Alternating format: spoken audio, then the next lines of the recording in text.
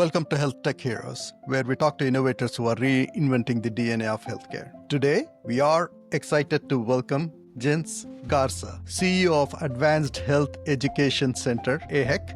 With over 35 years in healthcare, Jence's journey began as Radiologic Technologist in 1988 and has evolved into leading innovative health care education and staffing solutions. Her unique perspective comes from having worked as a frontline healthcare professional while building the infrastructure that supports them. As CEO of AHEC and with 2 decades of leadership in med relief staffing, she bridges clinical expertise with business innovation.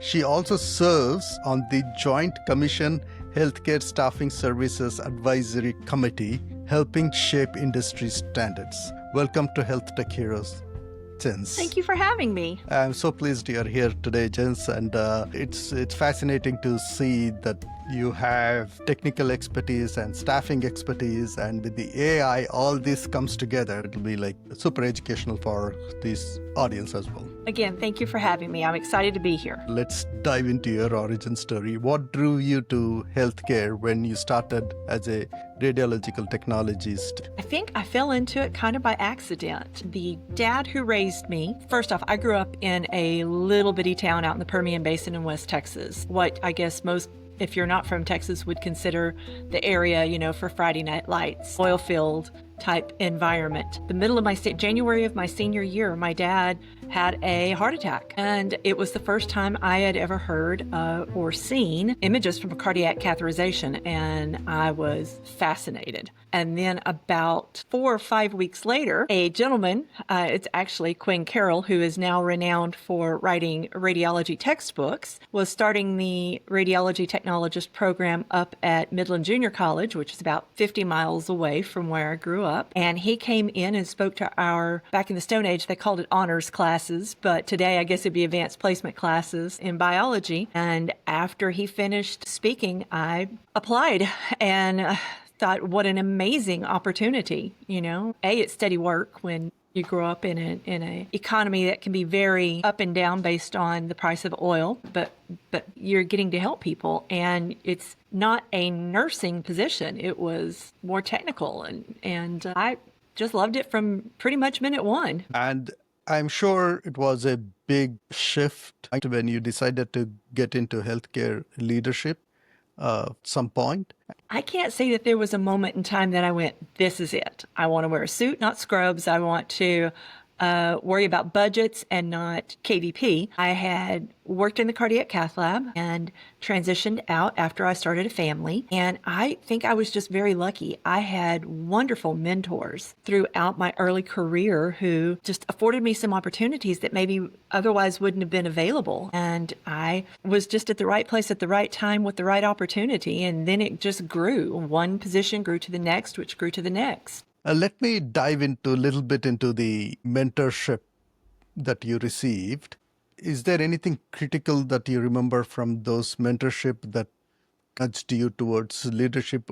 Well, first off, it takes belief in yourself. At times in my career, got in my own way, I guess, because I was immature. So as you grow, accepting that when a mentor sits you down and says, you do this really, really well, this over here you could work on, whether it's during your annual evaluations or as you are taking on new challenges. I was lucky that I had mentors that were very encouraging, but very honest. And I think that honesty helped me not only grow as a person, but grow as a professional. But the other thing is never stop investing in yourself. Whether it's an additional certification, additional degree, continue working on you because you never know what those doors are going to open up. I think there is a theme from there, starting from that small town in West Texas, finding that radiologist and then learning journey throughout your career. I think there is some thread there, Jence. I'm already inspired by that thread, so I can see how that growth has happened throughout your life. How does your clinical side experience influence your leadership style? Is there a certain difference that you see people who have been completely in leadership throughout their career, but is there certain perspective that you bring to the table as a leader because you had clinical experience? I think it's of great benefit. personally for me anyway, I can tell you that a person can be a wonderful floor nurse or a wonderful technologist, but not a great leader. And not all leaders are always in leadership positions. So being able to identify that within your team, I think helps. But for us, especially on our staffing side, goodness, there are, just in our building, we have 3 of us that are technologists, and all of us have different modalities, specialties. Before we did administration, we have 2 people that went to nursing school. One maintains her nursing license. She has her MBA now. I have a medical assistant who works in our office. Our recruiter was a medic in the Army. So having that clinical background allows us the opportunity or the understanding, not only where the people that we're recruiting comes from, but when we're talking to that clinic administrator or that hospital administrator, we've worn those shoes. I've worn those shoes. I had to worry about going over budget and worry about having drive-bys or putting a small hospital or small ER center on drive-by because you didn't have a CT tech. So being able to understand their real life perspective, I think makes us that much more attuned and gives us that much more desire, if that's the right word, to help. I also think it helps us in those times where so many of us still have that patient-centric train of thought that we need to go that extra step for this small town, this small facility, because if not, those patients are the ones who suffer. It's not that the tech that doesn't go to work or the nurse that doesn't go to work. It really impacts patients. And that it is kind of an unwritten but underlying theme for especially our staffing company. You're very specific about the people you work, and you had those little details about what they have done and where they come from. That makes me think your leadership is something unique. Can you point out, how do you think yourself as a leader? What is that unique thing that makes you a successful leader? People that are smarter and different than you. If everybody's cookie cutter, then you just continue to repeat either the same trail or you never break out. And so hiring people with different philosophies and because like in education, some people are visual learners, some people are auditory learners. So having people that can see things from different sides, in my opinion, having very diverse staff, and that can be different age generations, some people are small town, some people are metropolitan. It can be a vast number of things, but your diversity and your differences when in a safe space and good communication makes your team, that synergy, that much stronger. And it's amazing because no leader is perfect. No leader has all of the right ideas. And honestly, if you want something done and done right, talk to the people that are going to have to do it. So that good communication as well, I think, allows us to have strong leadership here. And a lot of this was taught by our founder. You know, she's still comes in and is still very active and is an amazing individual. I'm still learning from her. So I've been lucky that way. That's awesome. And carrying that legacy is so important. That kind of leadership, it looks like you're the leader who's not afraid of your team disagreeing with you. Then wonderful. No, not at all. Especially any sort of communication, as long as both sides are respectful and hear the other one out. What does AHEC do, and what makes you different in the marketplace from a perspective, Jence? We are a quirky little company. We started here in Houston, 1988. We started doing continuing education. So CE, that imaging technologists, nurses, respiratory therapists, physical therapists, anybody who has a license or a certification in healthcare needs continuing education whenever we turn in our licenses. Company had been open for a few years, and Marilyn, our founder, kept getting asked, hey, I need a CT tech over here, or hey, I'm an ultrasound tech looking for a job. And she went, aha, and started our staffing company. And so we are one of the, I would say, probably original handful of imaging continuing education companies that is still in business. Luckily, we have been in business for over 35 years. We have literally taught, we've taken our classes internationally. We've been in every state in the union. We have staffed every state in the union since 1995 at some point. But we stick to, if you ever read the book, it's an older book, Good to Great by Jim Collins. There's certain aspects in there, but sticking in what you are good at and not trying to just scatter all your resources to the wind. And so I think that's one of the things that AHEC has always done very well at. Now, we look and we evaluate and we change, and we are data consumers around here of who's buying what and how are they buying it and what are they looking for. All of that impacts our delivery. For example, our webinars, we were one of the first that did webinars for imaging CE back in, I don't know, 2015, 2016, something like that, well prior to COVID.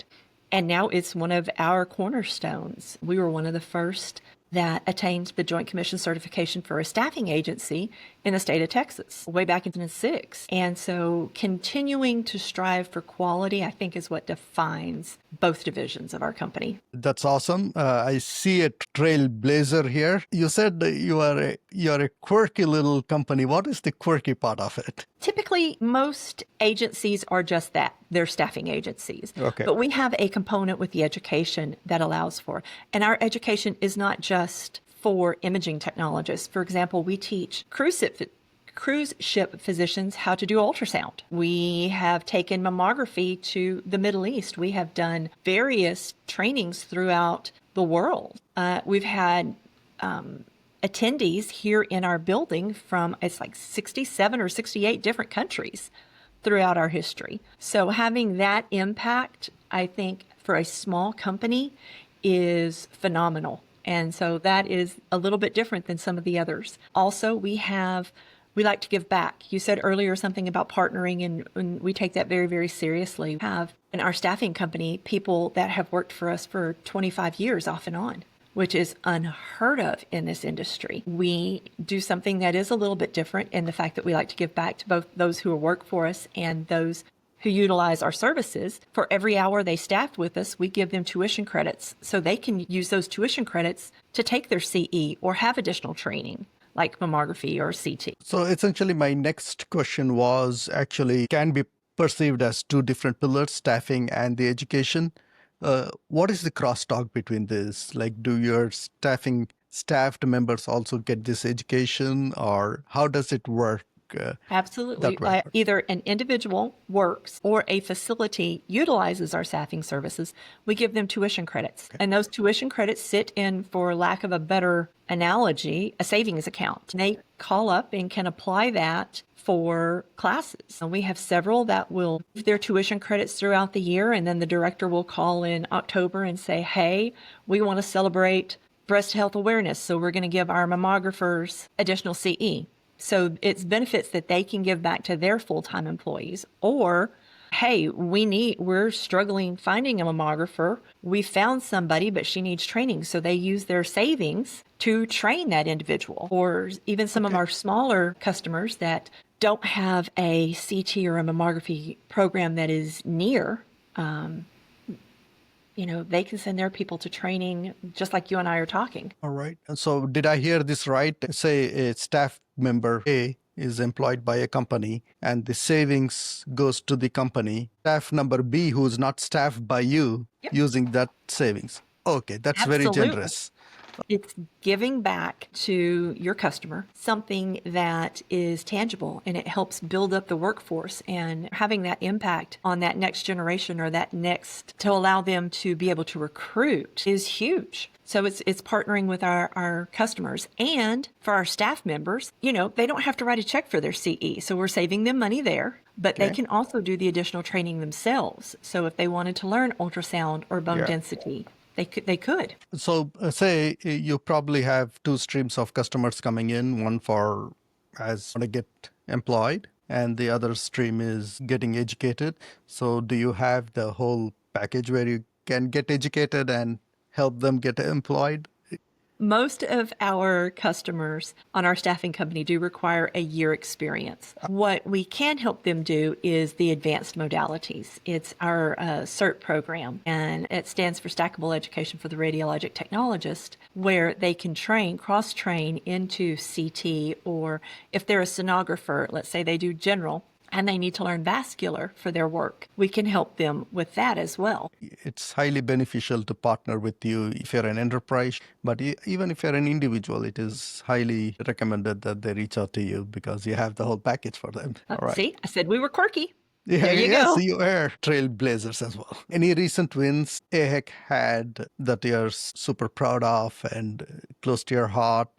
Yeah, there's a couple. I would say first thing that comes to mind is the impact that we get to have on our mammography consulting. So mammography is regulated by the federal government. It's through the MQSA, let me try this again, Mammography Quality Standards Act. It's from back in the 90s, but it outlines who can do mammo, talks about the machines, the quality controls, the continuing education. It all outlines that. Part of which is the facilities also have to be accredited. And so when a facility maybe stumbles with their accreditation and needs additional help with positioning or their QC, or they are proactive and want someone to come in and help them prior to their accreditation, that is one of the easiest and best ways, and it's very near and dear to my heart, where our company makes a difference through our mammography consulting. The other thing that I'm super, super excited about, we started beta testing back in 2023.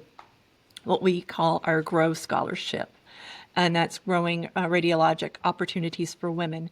There are fewer mammographers today than there was in 2017.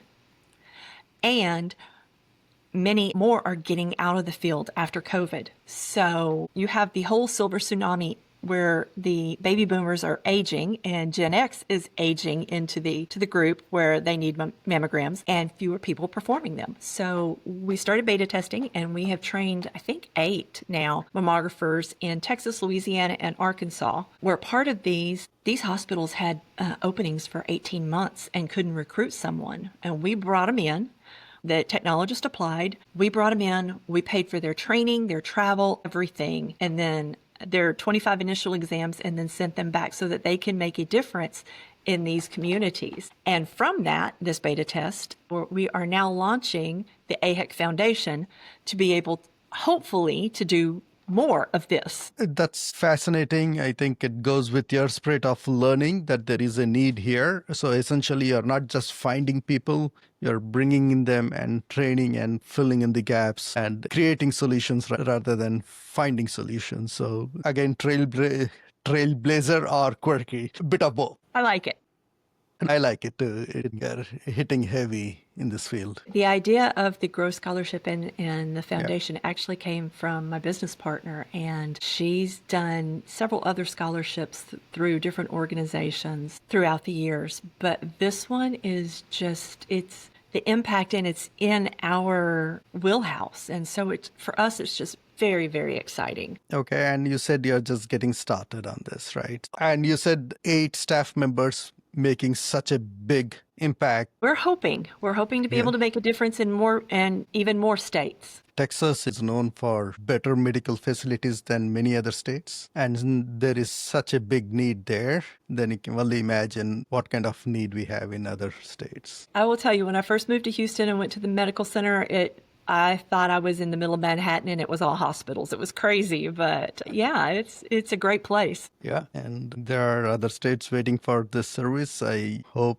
we can reach there fast. I wish you all the best on that part. What excites you most about the future of healthcare workforce development, especially when it comes to imaging technology? Should people be worried about this or should people be excited about this? I think cautiously optimistic is always a good thing. Too much too fast can be a little scary, especially when it's not, too fast. History has shown it can be a little scary. But if you're familiar with the RSNA meeting in Chicago every fall, they have it's an international meeting. It happens at the McCormick Center, and they take over the entire facility. They have one hall that is nothing but AI. And the progress that imaging techniques and the AI has come even in the last 5 years is just leaps and bounds and so quick. And the impact that I think it's going to have as it continues to improve on identifying things earlier and saving patients' lives is going to be huge. You also have how some of the machines themselves are changing. I mean, 10 years ago, we didn't have portable CT machines, and now they literally have one. You've got ultrasound machines that are the size of your cell phone. It's crazy, but the advances in the technology for diagnostic imaging has just been outstanding, and it continues. There's always something new. I saw a image of a CAT scan the other day that instead of coming in like this to the bore, the bore actually turns and goes like this so it can be weight bearing, so you can image up and down. It is something I would have never thought of. So it's a very exciting time to be part of these technologies. And should imaging professionals be a little bit worried about it? I think by the time that it gets to the average technologist, it has gone through what it needs to. And so always, it's always good to ask questions. It's always good to go in not just completely blind. But I do believe that before it hits, your average patient care area, that by then it should be safe and should be good. You have to be wise. I mean, look at the number of MRI accidents that are happening just because people aren't slowing down and doing what they know they need to do. The second part, I specifically also wanted to ask, should the employees also be worried about their job security? I don't think so, simply because it takes people who understand the physics behind ionizing radiation to operate these machines. It might make your job a little bit easier or faster or whatever, but I cannot imagine healthcare where you don't have that personal touch. Now, remote scanning is very interesting, and I think it can be if done correctly, can be very beneficial, kind of like telemedicine was in the beginning and now is a standard of care. I just can't imagine being as a patient not having that personal interaction, that I feel like I'm on some sort of assembly line. So no, I can't imagine that healthcare workers have to be worried about their positions. If anything, those who continue to grow will be worth that much more. Definitely, like with any other field, you have to upskill with technology, and this is just one more opportunity to do so. Absolutely. And you have been so deeply involved with this business, and a very successful business. I think a lot of it comes from the heart with this business. What would be your advice to the entrepreneurs who are just beginning and dipping their toes into business today? Surround yourself with good people. Surround yourself with smart people. Know what you're getting into. Even though I had been here for a number of years before I stepped into the role of CEO, it's still different. Each step is different. So it's not always easy. There are definitely ups and downs. Prepare for the good times without becoming overly confident, and prepare for the rougher times. But again, when you surround yourself with smart and hardworking and good team, it makes both of those times that much better. So the people that you surround yourself, your culture, your environment, and having the intelligence to have good communication amongst your team is vital, I think. Wonderful. That brings me to last but one question. As a healthcare leader, what I noticed about you was that you do understand the frontline workers' needs, and you are very close to it, and you have 100% kept up with all the advancements. Considering that, the first question is, how do you do it, and what mindset should leaders have when they are in a field where your team can have a direct impact on patient lives? What kind of a mindset do you think is non-negotiable in a leader who is in your position? I would say data. And again, I learned this from my mentor, data. Data drives a lot of our decisions, and keeping your finger on the pulse, not being so far removed. You cannot lead something that you do not understand. So asking lots of questions and good questions. And again, going back to, I listened to one of the guests on our podcast, and she was talking about cyber attacks on PACS systems. And she said, we didn't think about things till we took this to our frontline employees. So having those conversations with the people who have to do the work, I think makes you an impactful practice. Now, healthcare is still a business. And I don't care if you're a community hospital or a physician practice or whatever, you still have to have money that comes in order to keep the lights on. So any company has to keep the lights on. But you've got to have a patient-centered or patient-centric philosophy, or you lose your customer base. If you're not taking care of your customers, I promise somebody else will. So keeping those customers within a well-balanced environment is key for success, no matter how big or how small or what the type of practice is.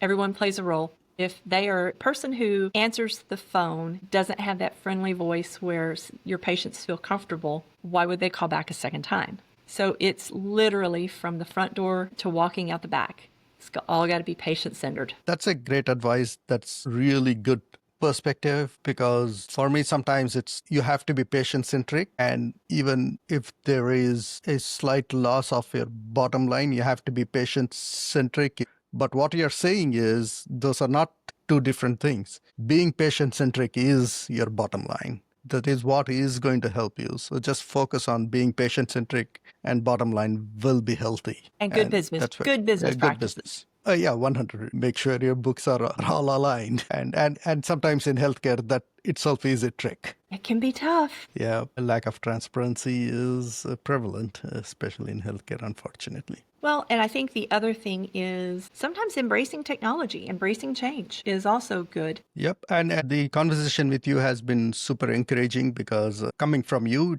carries a lot of weight when you say that people should not be worried about their jobs, because in healthcare, you will always be the expert, and AI is going to make things easier for you. I think it's a very critical, the word you used was cautiously optimistic. So you have left me cautiously optimistic about it. Yeah, well, it's also one of those things, if you're thinking patient-centric, working smarter, not harder.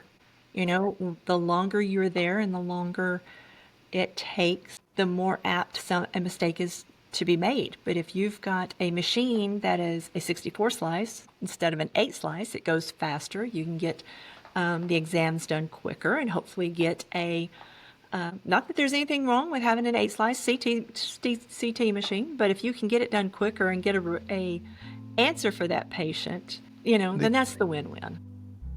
Yeah, and you arrive at the right answer much quicker. That means you are closer to the treatment that much faster. All right. So before we wrap up, since I will have an open question, the question is yours to design. You will have 90 seconds, but if you take 4 minutes, that's okay too. If there is something that I missed, or you want to reiterate something that is you think is super important, go ahead. The question is yours. The answer is yours. The thing that I'm probably right now the most excited about is the launching of the foundation, and hopefully the impact and improving quality patient care it will have throughout the years and throughout different locations. I'm really excited about some of our new programs, particularly for those in rural healthcare. It's not, like I told you in the beginning, the town I grew up in didn't even have stoplights. The closest junior college was 10 miles up the road. After that is 50 miles. So if they didn't have that program there, just due to volume, then it wasn't taught. So our CERT, which is that stackable education, can allow people in a rural environment to attain CT training or MRI training. And the program that we have now addresses different learners because people learn in different manners. We've got the video, you can go back and rewatch the recording. You've got a printout of or transcript of the class. So if you're a visual learner, and it comes with a software where you can practice doing the scans prior to touching a patient. So it's that whole comprehensive at a great price point. One of the other things that we've done in the last 6 months is offer payment plans, because sometimes the economy just gets tough and you still want people to invest in themselves. So now we offer a payment plan to try to help. Again, it goes back to that partnering that we talked about earlier. The things that personally I'm excited about here at AHEC, the scholarships, the the new classes that will have an impact on patient care, and the fact that we have multiple delivery options for our customers. They don't necessarily have to come to Houston anymore. So that's exciting. I am really thrilled for all the growth that you foresee, and I am really happy that you came here on my podcast and you spent your precious time. You're very kind, and thank you again for asking me. I appreciate it. Such a wonderful format, and you've been a lovely host, so I thank you. And thank you very much, Jence.